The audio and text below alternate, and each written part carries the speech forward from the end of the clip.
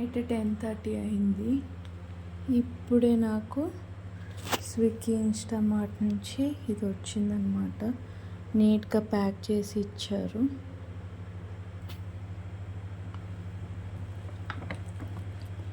అది రోజానా అని ఉంది కదా, అదిను కొత్తిమీర నాకు ఫ్రీగా వచ్చినాయి అన్నమాట. చూపిస్తాను.